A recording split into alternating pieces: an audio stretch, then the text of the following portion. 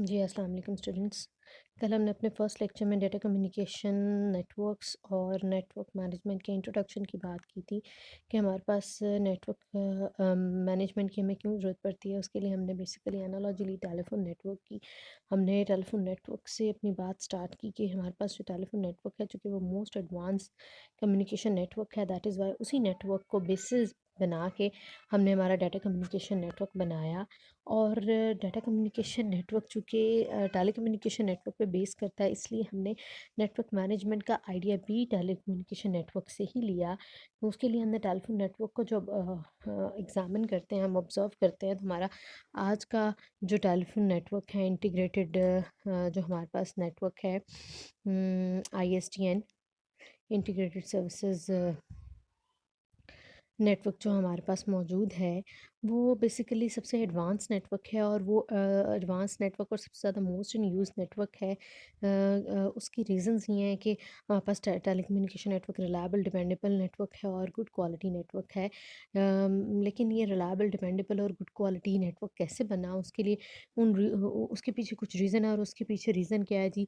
Proper and good management of that network. अब ऐसा नहीं है कि हमारे पास मैनेजमेंट ऐसे ही हो जाती है किसी भी नेटवर्क की, बल्कि नेटवर्क की मैनेजमेंट करने के लिए हमें प्रॉपर मैनेजमेंट के टूल्स एंड टेक्निक्स को अप्लाई करना पड़ता है। जैसे कि टेलीफोन नेटवर्क में अगर हम उसके मॉडल को देखते हैं, मॉडल से लेके उसके ऑपरेशंस तक हर लेवल पे हमें एक प्रॉपर एंड कंप्लीट मैनेजमेंट नज़र आती है, जिसकी वजह से हमारे पास टेलीकम्युनिकेशन नेटवर्क एक सक्सेसफुल नेटवर्क है। देन हमने डाटा एंड टेलीकम्युनिकेशन नेटवर्क के बारे में बात की कि डाटा नेटवर्क हमारा कंप्यूटर नेटवर्क और टेलीकम्युनिकेशन नेटवर्क से बना है। ठीक है, वो डाटा नेटवर्क हमारे पास उसकी डिफरेंट आर्किटेक्चर हैं। जैसे कि हमारे पास IBM ने एक ऐसा नया आर्किटेक्चर हमें दिया है। इसके अलावा हम लैन को देखते हैं, वैन देखते हैं, एंड क्लाइंट सर्वर डिफरेंट तरह के हमारे पास TCP/IP बेस्ड नेटवर्क है। इंटरनेट जो है हमारे पास वो एग्जिस्ट करता है। इसके अलावा हमारे पास आर्किटेक्चर, प्रोटोकॉल एंड स्टैंडर्ड्स को अगर हम देखते हैं, तो हमारे पास डिफरेंट तरह के आर्किटेक्चर हैं, डिफरेंट तरह के प्रोटोकॉल्स, डिफरेंट तरह के स्टैंडर्ड्स हैं जिन्हें फॉलो किया जा रहा है, तभी हमारे पास जाके डिफरेंट टाइप के नेटवर्क्स बने हुए हैं। अगर हम कम्युनिकेशन आर्किटेक्चर को देखते हैं, तो हमारे पास कम्युनिकेशन आर्किटेक्चर हमें बताता है कि किस तरह से डिफरेंट जो है एंड टू एंड मशीन्स आपस में फिजिकल मीडिया के थ्रू इन किन प्रोटोकॉल्स एंड किन लेयर टू लेयर कम्युनिकेशन के थ्रू आपस में कनेक्टेड होते हैं। बहरहाल हमने अपनी कल के डिस्कशन में 3 टाइप के मेन डेटा नेटवर्क्स देखे थे, जिसमें एक SNA आर्किटेक्चर है, OSI मॉडल है, इंटरनेट मॉडल है। और हम इसमें से फोकस करेंगे इनके इंटरनेट और OSI मॉडल पे। अगर हम इन दोनों को कंपेयर करते हैं, तो इंटरनेट मॉडल यानी इंटरनेट प्रोटोकॉल कम्युनिकेशन का डाटा कम्युनिकेशन नेटवर्क जो कि इंटरनेट है, और जो दूसरा OSI मॉडल है, OSI मॉडल पे बेस करता हुआ नेटवर्क है। इन दोनों नेटवर्क्स में मैनेजमेंट के लिए और कम्युनिकेशन के लिए प्रोटोकॉल्स का थोड़ा डिफरेंस है। और उसका डिफरेंस को इस जो है फिगर में, इस बेसिकली डिस्कशन में, इन नोट्स में जो आपको बताया गया है, इंटरनेट यूज़र्स और OSI यूज़र्स को मैनेज करने के लिए, या फिर इंटरनेट वाले नेटवर्क और OSI नेटवर्क को मैनेज करने के लिए हमारे पास प्रोटोकॉल भी डिफरेंट है। इंटरनेट जो हमारे पास पब्लिक नेटवर्क है, the most widely used network है, उसके अंदर मैनेजमेंट के लिए simple network management protocol use होता है, जबकि OSI नेटवर्क के अंदर common management information protocol use होता है फॉर मैनेजमेंट। लेकिन मैंने कल भी हमने बात की थी कि हम अपना फोकस रखेंगे इंटरनेट यानी public network, the most widely used public network internet, और उसकी मैनेजमेंट की हम बात करेंगे सिंपल नेटवर्क मैनेजमेंट प्रोटोकॉल को, यानी हम अपने इस सब्जेक्ट में एक्सप्लोर करेंगे। अब नेटवर्क मैनेजमेंट की केस हिस्ट्रीज की बात करते हैं। ठीक है, अगेन कल के लेक्चर को अगर आप याद करें, तो मैंने आप लोगों को बताया था कि सबसे पहले हमने मैनेजमेंट के लिए ये देखना है कि हमें मैनेजमेंट की ज़रूरत क्यों पड़ी। ठीक है, सबसे पहला हमारे माइंड में ये क्वेश्चन आना चाहिए कि हमें नेटवर्क्स को मैनेज करने की ज़रूरत ही क्यों पड़ी, वो कौन से रीजंस थे, वो कौन सी वजह थी जिसकी वजह वजह से हमें नेटवर्क मैनेजमेंट करनी पड़ी। तो हमें जब हम केस हिस्ट्रीज़ को उठा के देखते हैं, तो हमें कुछ ऐसी केस हिस्ट्रीज़ नज़र आती हैं जिसकी वजह से हमें पता चलता है कि नेटवर्क्स को मैनेज करना ज़रूरी था। फिर जब हमें ये पता चल जाएगा कि नेटवर्क को मैनेज करना ज़रूरी है, फिर हम उन पॉइंट्स को ढूँढेंगे जहाँ पे नेटवर्क मैनेजमेंट की ज़रूरत है, और फिर फाइनली हम उन टूल्स एंड टेक्निक्स एंड उन मॉडल्स की तरफ जाएँगे जिनके थ्रू हम नेटवर्क मैनेजमेंट कर सकते हैं। तो सबसे पहले रीज़न फाइंड आउट करते हैं कि नेटवर्क मैनेजमेंट की क्यों ज़रूरत पड़ी। केस हिस्ट्रीज़ हमें बताती हैं, हमारे पास 2 केस हिस्ट्रीज़ हैं जिन्होंने नेटवर्क मैनेजमेंट का आइडिया हमें डाटा कम्युनिकेशन नेटवर्क में दिया। एक तो जो है केस हिस्ट्री ऑफ फुटप्रिंट और एक है case history of crashing bridge.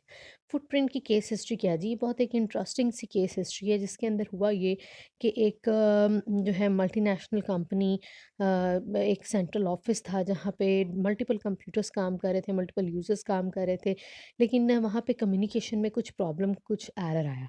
अब जो नेटवर्क एडमिन था, वहाँ का जो बॉस था, उसने बेसिकली हर जगह जाके देखा, हर वायर को देखा, हर कनेक्शन को देखा, हर तरह से उसने प्रॉब्लम फाइंड आउट करने की कोशिश की कि कहाँ पर कम्युनिकेशन में मसला आ रहा है। लेकिन उसे कहीं पर भी इश्यू नहीं मिला। फिर उसे जाके किसी जो है अपर फ्लोर पे एक टेबल पर फुटप्रिंट्स नज़र आए। फुटप्रिंट्स मीन्स जूते के निशान नज़र आए। अब उस कमरे में उस टेबल के ऊपर एक बॉक्स था जिसके अंदर जो है आपके पास डिफरेंट राउटर्स एंड स्विचेस थे, जिसके साथ आपके पास डिफरेंट कंप्यूटर्स एंड सर्वर्स के कनेक्शंस, वायर्स जो हैं वो कनेक्टेड थी। उसने उस फुटप्रिंट से अंदाज़ा लगाया कि इस टेबल के ऊपर जूते का निशान ये बताता है कि यहाँ पर इस बॉक्स के साथ किसी ने कोई छेड़छाड़ की है, किसी वायर को चेंज किया है, किसी कनेक्शन को ख़राब किया है, जिसकी वजह से नेटवर्क में कम्युनिकेशन में एरर या प्रॉब्लम आ रहा है। तो उसने वहाँ पे पहुँचा, वो उसने फिर उस बॉक्स के अंदर देखा जहाँ पे भी कनेक्शन में मसला था, उसने उसे करेक्ट किया। तो ये केस हिस्ट्री क्या बताती है? ये केस हिस्ट्री ये बताती है कि हम किसी भी पॉइंट को नेटवर्क जब हम बनाते हैं तो हम कोई भी पॉइंट उसका अनअटेंडेड नहीं छोड़ सकते, ठीक है? यानी हमें हर पॉइंट को, अगर वो बॉक्स की हम बात करें, तो हमें उस बॉक्स को जिसके अंदर राउटर या स्विचेस थे और उसके साथ multiple servers and multiple PCs के कनेक्शंस थे, वायर्स कनेक्टेड थी, तो उसे हमें फिज़िकली भी सिक्योर रखना था, ठीक है? ताकि उसको कोई इसके साथ छेड़छाड़ ना करे और नेटवर्क में हमारे पास कम्युनिकेशन में कोई किसी किस्म का प्रॉब्लम, ब्रेक ना आए, ठीक है? तो इस तरह से उसे एक आइडिया हुआ कि सिर्फ़ नेटवर्क्स को बनाना ज़रूरी नहीं है कि हम एक नेटवर्क, एक फुल फ्लेज बहुत अच्छा नेटवर्क बना दें, उसमें सारी वायरिंग कनेक्शन हमारे बिल्कुल सुपर्ब हों, हमारे पास प्रोटोकॉल हमने बेस्ट से बेस्ट लगाया, स्टैंडर्ड हम सबसे अच्छा फ़ॉलो कर रहे हों, error detection, correction, measurement, data loss and each and everything हमने मैनेज किया हो। लेकिन अगर वो सारी हमारी मैनेजमेंट, सारे काम किए हुए को कोई ख़राब कर दे, तो फिर हम उसका क्या कर सकते हैं? उसके लिए हमें बिफ़ोर टाइम नेटवर्क मैनेजमेंट का कोई ना कोई मेथड यूज़ करके नेटवर्क्स को मैनेज करना होता है। दूसरी केस हिस्ट्री बताती है जी हमें, क्रैशिंग ब्रिज की केस हिस्ट्री है। क्रैशिंग ब्रिज हमारे पास ये केस हिस्ट्री है जिसके अंदर हमारे पास जो है एक अगेन एक बहुत बड़े न्यूज़ सेंटर में डिफरेंट तरह के बहुत से जो है ना आपके पास वहाँ पर डिस्प्ले स्क्रीन्स एंड बहुत से कंप्यूटर्स और बहुत कुछ वहाँ पे कनेक्टेड था। अब उसमें ये था कि हमारे पास कहीं किसी मल्टीपल जो हम वहाँ पे डिस्प्ले स्क्रीन्स थी, इनमें से कुछ स्क्रीन्स का डिस्प्ले जो है ना वो ख़राब हो गया। अब उसका जब डिस्प्ले ख़राब हुआ तो प्रॉब्लम को फाइंड आउट करने के लिए देखा गया कि प्रॉब्लम कहाँ पे आया है। अब वो सारे स्क्रीन्स, वो सारे कंप्यूटर्स जो हैं वो ब्रिज के थ्रू आपस में कनेक्टेड थे। अब हुआ ये कि एक ब्रिज क्रैश हुआ जिसकी वजह से मल्टीपल डिस्प्ले स्क्रीन्स जो हैं उनका डिस्प्ले गायब हो गया। तो जब हमारे पास कुछ ऐसा नेटवर्क होता है जैसे कि आपको फिगर में नज़र आ रहा है, आपके पास मल्टी सेगमेंट बस लैन नज़र आ रही है जिसमें सिंगल पोर्ट ब्रिज यूज़ हो रहा है। एक ही पोर्ट ब्रिज है जो एक साइड के दो सर्वर्स को और दूसरी साइड के मल्टीपल पीसीस को कनेक्ट किए हुए है और उन पीसीस के दरमियान रिपीटर्स हैं जो उनके सिग्नल्स को बूस्ट अप करते हैं। बहरहाल जी, इनके दरमियान जो बैकबोन आपके पास जो कनेक्शन है वो क्या है? वो ब्रिज है। इसी तरह अगर आप इस लैन को देखते हैं तो इस लैन के अंदर आपके पास ड्यूल मल्टी सेगमेंट बस लैन है जिसके अंदर दो पोर्ट वाला ब्रिज है।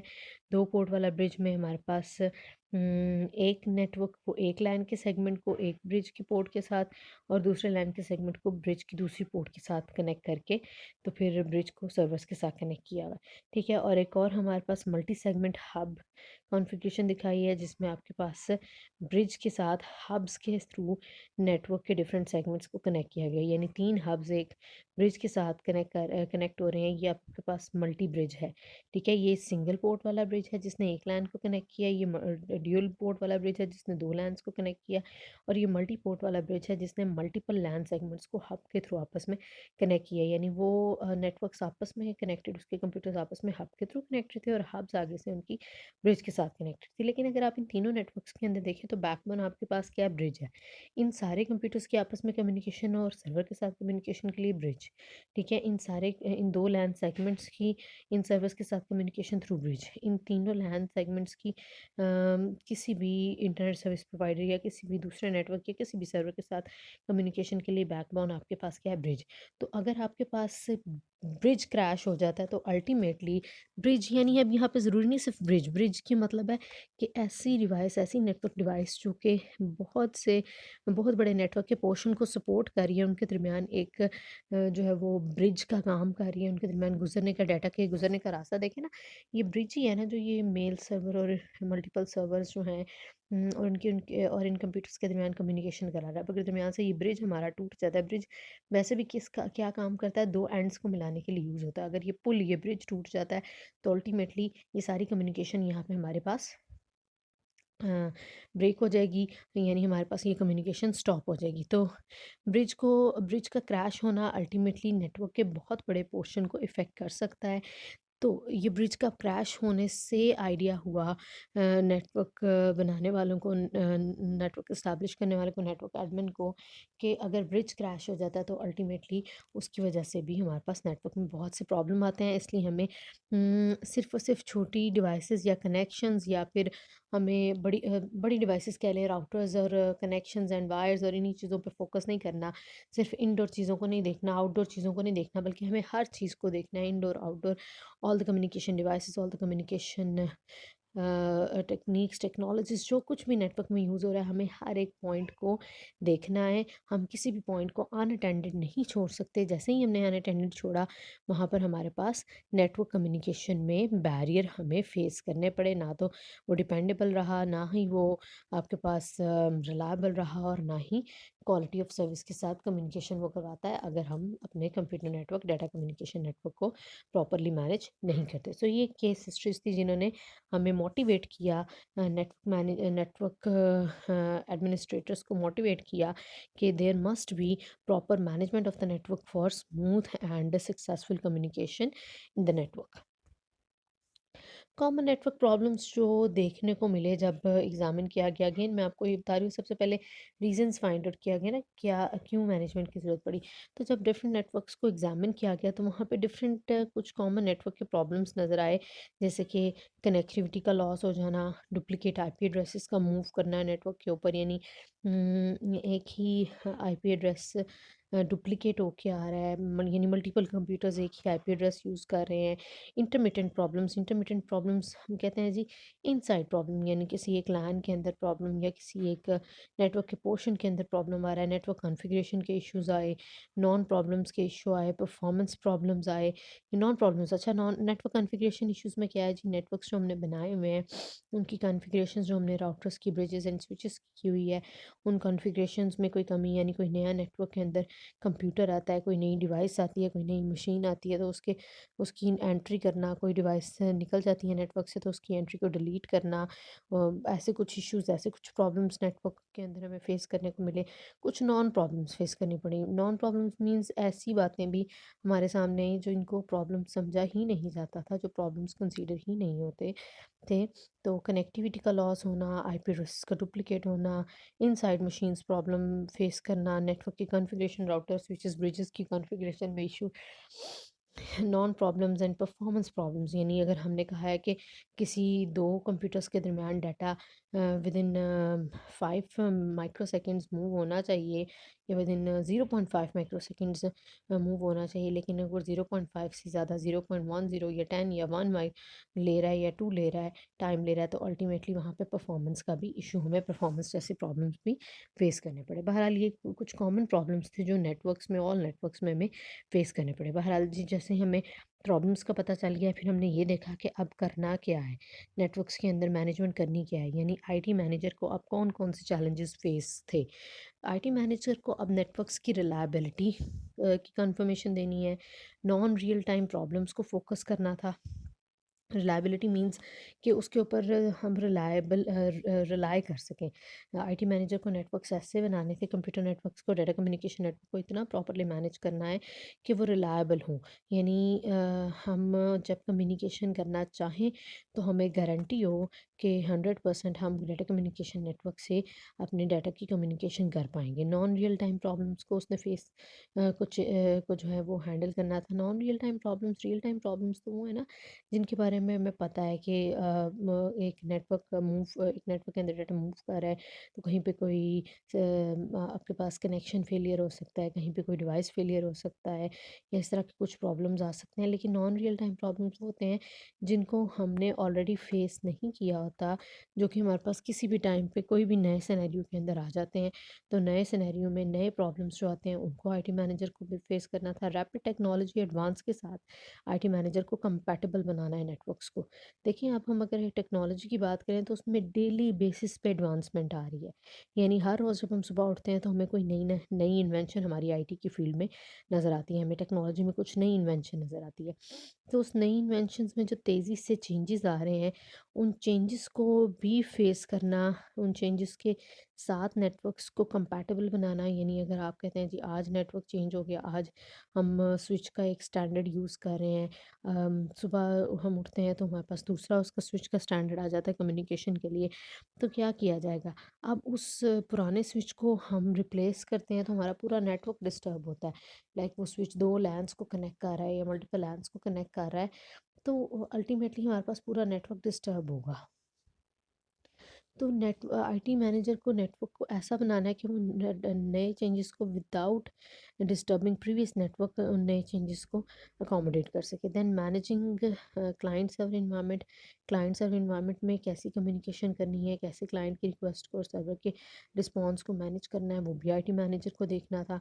स्केलेबिलिटी होती है, जिस स्केलेबल कहते हैं ऐसी चीज़ को जिसे हम on the basis of need जिसका साइज़ हम इंक्रीज़ कर सकें। ठीक है, जैसे कि हम कहते हैं कि अभी हमारे पास हमने एक लैन बनाया और उसके अंदर हमने 50 कंप्यूटर्स की कैपेसिटी रखी, 50 यूज़र्स उसके अंदर कनेक्ट हो सकते हैं। लेकिन अगले ही दिन हमारे पास यूज़र्स 50 से 100 हो जाते हैं, तो अगर तो हमारा नेटवर्क स्केलेबल नहीं है तो वो उन 50 स्टूडेंट्स को 50 न्यू कंप्यूटर्स को अकोमोडेट नहीं करेगा। बल्कि हमें एक नया नेटवर्क बनाना पड़ेगा, नया स्विच, नए कनेक्शंस, और फिर हमें 100 कंप्यूटर्स का एक नया नेटवर्क बनाना पड़ेगा।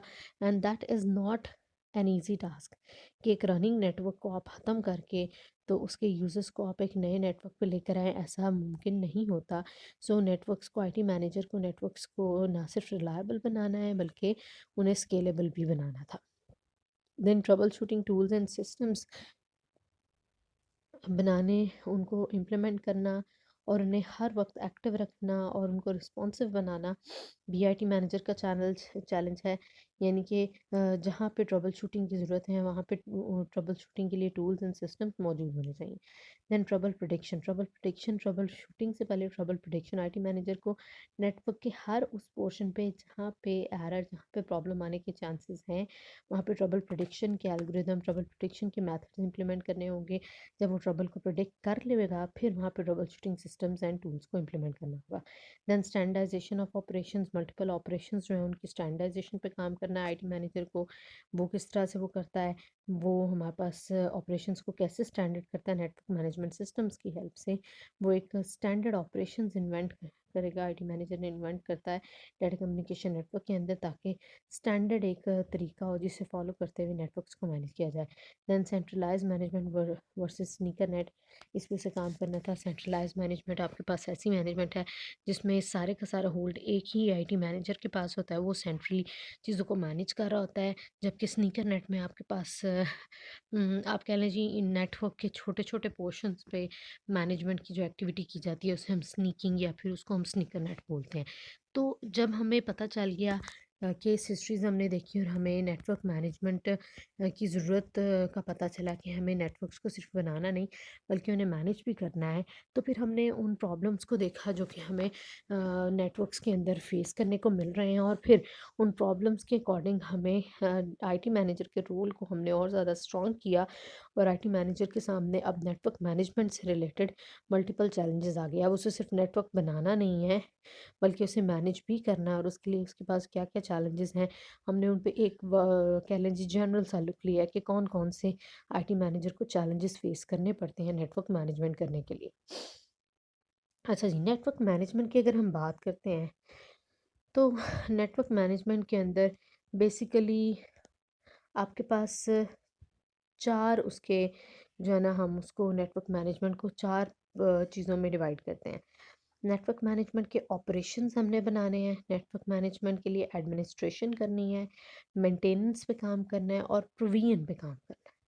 अब नेटवर्क मैनेजमेंट की प्रोविजन क्या है? प्रोविजन ये है कि हम नेटवर्क को बनाते हुए उनकी प्लानिंग और डिज़ाइनिंग इस तरह से करें कि उसके अंदर हम मल्टीपल पॉइंट्स ऑफ मैनेजमेंट को पहले से आइडेंटिफाई करें, और हम हमारा नेटवर्क ऐसा बनाएं कि वहाँ पे मैनेजमेंट के ऑपरेशंस को इम्प्लीमेंट किया जा सके। तो अगर एक प्रॉपर मॉडल होगा, जिस तरह के टेलीफोन नेटवर्क के मॉडल को याद करें, वो हायरार्किकल मॉडल अगर था, इस वजह से था कि वहाँ पे मैनेजमेंट के लिए हमने उसको इस तरह का हायरार्किकल मॉडल दिया था। इसी तरह हमें अपने डेटा कम्युनिकेशन नेटवर्क की प्रॉपर प्रोविजन करनी है, जिसमें बिफोर टाइम हमें प्लानिंग और डिज़ाइन ऐसे नेटवर्क की करनी है कि वहाँ पे मैनेजमेंट की एक्टिविटी को ईजिली इम्प्लीमेंट किया जा सके। अब कौन कौन से ऑपरेशंस हैं जो नेटवर्क मैनेजमेंट के लिए इम्प्लीमेंट किए जाएंगे? Fault management, service restoration, configuration management, performance management, security management and up to so on. Fault management आपके पास कैसा ऑपरेशन है? ऐसा ऑपरेशन है जिसके अंदर आपके नेटवर्क के अंदर आने वाले फॉल्ट्स एंड फेलियर को चेक किया जाता है, और सर्विस रिस्टोरेशन उसका फिर सॉल्यूशन है कि अगर कोई फॉल्ट आता है किसी सर्विस की, सर्विसेज कहीं पे जो है वो स्टॉप होती हैं, तो उन्हें रीस्टोर करना, यानी उन्हें दोबारा से स्टार्ट करना है, उन्हें रीस्टार्ट करना आपके पास सर्विस रिस्टोरेशन कहलाता है। देन कॉन्फ़िगरेशन मैनेजमेंट करना भी, कॉन्फ़िगरेशन मैनेजमेंट की जाती है नेटवर्क्स को मैनेज करते हुए, जिसके अंदर आपके पास different devices, router, switches and bridges की कॉन्फ़िगरेशन की जाती है। अब ये कॉन्फ़िगरेशन होती क्या है? कॉन्फ़िगरेशन ये होती है कि एक राउटर के साथ कितने लैन या कितने वैन कनेक्टेड हैं, उन वैन्स के क्या-क्या एड्रेसेस हैं। जैसे कि आपको याद हो, हमने routing table and switch table जब बनाया था, तो उसके अंदर पोर्ट्स एंड उनके साथ कनेक्टेड जो लैन्स या वैन्स होते हैं, उनके एड्रेसेस होते हैं। तो उनकी कॉन्फ़िगरेशन को मैनेज करना, ये हमारे पास एक ऑपरेशन है। परफॉर्मेंस मैनेजमेंट करना या फिर ट्रैफिक मैनेजमेंट करना। परफॉर्मेंस मैनेजमेंट क्या है कि आप किसी भी एक पॉइंट पे कोई भी दो नेटवर्क्स या एक नेटवर्क के मल्टीपल पोर्शंस को हमने आपस में कनेक्ट किया हुआ है, तो उनके मल्टीपल जो उनके पॉइंट्स हैं, वहाँ पे जो डाटा सेंड एंड रिसीव हो रहा है, एक पोर्ट से निकल के दूसरे पोर्ट या एक पॉइंट से निकल के दूसरे पॉइंट पे जो डाटा जा रहा है, मूव हो रहा है, तो वहाँ पे अगर हमें परफॉर्मेंस हमने पहले से प्री डिटरमाइन की हुई है, हमने एस्टिमेट की हुई है कि यहाँ पे हमें इतनी स्पीड के साथ डाटा कम्युनिकेट होता हुआ मिलेगा। फॉर एग्जांपल हमारे पास 1 सेकंड में 1000 बिट्स मूव करती हैं, लेकिन अगर वो 1000 बिट्स मूव नहीं कर रही, तो वहाँ पे परफॉर्मेंस में प्रॉब्लम आती है और उसे फिर हमें मैनेज करना पड़ता है। बहरहाल जी, परफॉर्मेंस मैनेजमेंट या ट्रैफिक मैनेजमेंट में यही चेक किया जाता है कि जो हमने पहले से एस्टिमेट किया हुआ है, हमें किसी भी एक नेटवर्क के अंदर किस स्पीड के साथ, किस एफिशिएंसी के साथ डाटा कम्युनिकेट होता हुआ मिलेगा, वो आपके पास परफॉर्मेंस मैनेजमेंट कहलाती है। और परफॉर्मेंस मैनेजमेंट के लिए नेटवर्क मैनेजर्स जो हैं, आईटी मैनेजर्स जो हैं, वो टाइमली आपके नेटवर्क से डिफरेंट तरह की स्टैटिस्टिक्स गेट करते हैं, जिसमें वो ये देखते हैं, फॉर एग्जांपल वो हर 10 सेकंड के बाद या हर 20 सेकंड के बाद नेटवर्क के अंदर एक स्टैटिस्टिक्स वहाँ से इकट्ठी करते हैं, वहाँ पे जाके चेक करते हैं, इंफॉर्मेशन लेते हैं कि यहाँ पे किस स्पीड के साथ डाटा मूव हो रहा है, जिस स्पीड के साथ हमने एस्टिमेट किया उसी स्पीड से मूव हो रहा है, या फिर उसमें कोई डिले या स्लो आ रहा है। सिक्योरिटी मैनेजमेंट आपके पास नेटवर्क मैनेजमेंट का ऐसा ऑपरेशन है जिसमें आपके नेटवर्क के वो पोर्शंस को फोकस किया जाता है जिनको सिक्योर करने की ज़रूरत है, और वहाँ से अंदर आने वाली ट्रैफिक और वहाँ से बाहर जाने वाली ट्रैफिक के ऊपर एक नज़र रखी जाती है कि कहीं वो out of rules, out of standards तो मूव नहीं कर रहा डाटा। ठीक है, जो हमने पहले से डिफ़ाइन किया हुआ है, जिस जहाँ जहाँ से डाटा आना चाहिए, जिस जिस पॉइंट से, जिस जिस नेटवर्क से और जिस जिस नेटवर्क तक जाना चाहिए, उन्हीं तक कम्युनिकेशन हो रही है। अकाउंटिंग मैनेजमेंट के अंदर आपके पास डिफरेंट तरह के अकाउंट्स बनाए जाते हैं। अकाउंट्स मीन्स कह लें जी डिफरेंट तरह की अदाद-ओ-शुमार इकट्ठे किया जाते हैं, अकाउंटिंग की जाती है, काउंटिंग की जाती है कि आपके पास किसी भी एक पॉइंट पे जो कम्युनिकेशन हो रही है, किसी भी एक कनेक्शन पे, वहाँ पे कितने परसेंट पैकेट जो हैं वो सक्सेसफुली डिलीवर हुए हैं और कितने परसेंट पैकेट लॉस हुआ है। अगर पैकेट लॉस का परसेंटेज बढ़ता जाता है तो अगेन वहाँ पे मैनेजमेंट की ज़रूरत पड़ती है। रिपोर्ट्स मैनेजमेंट में आपकी नेटवर्क के अंदर जो कम्युनिकेशन और नेटवर्क की डिफरेंट डिवाइसेस की परफॉर्मेंस है, उसकी एक रिपोर्ट बनाई जाती है जिसके अंदर लिखा जाता है कि नेटवर्क के अंदर कहाँ कहाँ पर किस किस ने कैसे कम्युनिकेशन की, उसकी क्या परफॉर्मेंस थी, क्या स्पीड थी, कितने पैकेट सक्सेसफुली गए, कितने पैकेट लॉस हुए, एंड ओवरऑल पूरी एक कह लें जी किसी एक नेटवर्क के पोर्शन, किसी एक डिवाइस की पूरी की पूरी एक रिपोर्ट जनरेट की जाती है, जिसको देख के IT manager and network management manager ये डिसाइड करते हैं कि यहाँ पे मैनेजमेंट की ज़रूरत है या नहीं है, और जो मैनेजमेंट ने की थी उसका कितना परसेंट सक्सेसफुल उन्हें आउटकम मिला। देन इन्वेंट्री मैनेजमेंट के अंदर ये देखा जाता है कि इन्वेंट्री एक्चुअली क्या कहते हैं हम, हमारे पास जो भी अवेलेबल रिसोर्सेज हैं, उन अवेलेबल रिसोर्सेज का यूज़ किस तरह से किया गया है, क्या उसका कोई आउट ऑफ ऑर्डर या फिर आउट ऑफ रूल्स उसका यूज़ तो नहीं नज़र आया। जैसे ही आउट ऑफ रूल्स को यूज़ नज़र आता है तो वहाँ पे इन्वेंट्री मैनेजमेंट करते हुए देखा जाता है कि कौन जो है इलीगली या फिर गलत तरीके से हमारे नेटवर्क के रिसोर्सेज को यूज़ कर रहा है, और फिर वहाँ पे नेटवर्क को मैनेज किया जाता है। डाटा गैदरिंग एंड एनालिसिस आपके पास ऐसी रूटीन है, ऐसी एक्टिविटी है जिसके अंदर नेटवर्क के डिफरेंट पोर्शन से डाटा को गैदर किया जाता है और उनके ऊपर एक एनालिसिस रिपोर्ट बनाई जाती है, जिसमें ये देखा जाता है कि नेटवर्क हमने जिस तरह से बनाया था, जिस स्पीड के साथ हमने कम्युनिकेशन एक्सपेक्ट की थी, उस स्पीड के साथ हो रही है, उतनी परफॉर्मेंस के साथ हमें आउटपुट मिल रही है या नहीं मिल रही। इन सारी चीज़ों को इन ऑपरेशंस के अंदर देखा जाता है। ठीक है, आज हम नेटवर्क ऑपरेशंस तक ही रखते हैं। इन ऑपरेशंस को आप मैंने आपको एक आइडिया दी है, जस्ट मैंने आपको ब्रीफ आइडिया दिया है। आप अपनी बुक में से नेटवर्क प्रोविजन में कौन सी प्लानिंग एंड किस तरह की डिज़ाइनिंग होती है उसे देखेंगे, और नेटवर्क ऑपरेशंस कौन कौन से हैं और किस किस तरह से इन्हें इम्प्लीमेंट किया जाता है, हम उसे आपने इसको पढ़ना है। नेटवर्क मेंटेनेंस के भी यहाँ पे कुछ मेथड्स बताए हुए हैं। जब आप नेटवर्क ऑपरेशंस को एक दफ़ा समझ लें तो फिर उसके बाद हम मेंटेनेंस की तरफ आएंगे। ठीक है, आज के लेक्चर को हम यहीं वाइंड अप करते हैं, कल हम यहीं से इसको कंटिन्यू करेंगे इंशाल्लाह।